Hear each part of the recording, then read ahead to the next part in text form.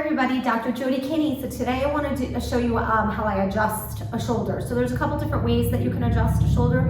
In previous videos, Dr. Rona's adjusting my shoulder, so you might look for that one. But this is more of like a kind of a little bit of a flexion into the arm adjustment that I like to do. So what we're gonna do is I'm just gonna have my patient Maria bring her arm up to like kind of what we call a chicken wing, you know, a little motion.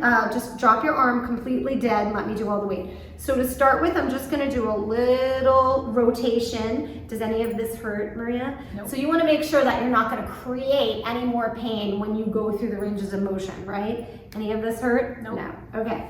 So then what I'm gonna do is I'm gonna bring her elbow forward, and it's gonna be like a little bit of a flexion and a retraction type adjustment. So I'm gonna pull in here a little bit. Any pain when I do that?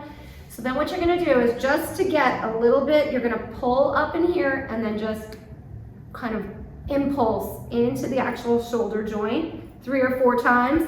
And that just kind of gets motion and movement. Typically, when the patients have a pain or an issue, you might actually get an audible. Like I might actually get a pop out of that when we do that motion, and it usually gives patients a ton of relief.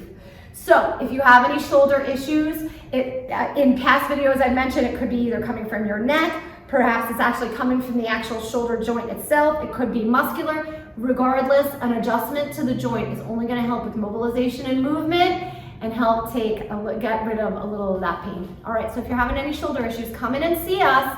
This is a natural, drug-less way to try to get rid of your pain and get better motion and function back in that shoulder. All right, Dr. Jody signing off. See you soon.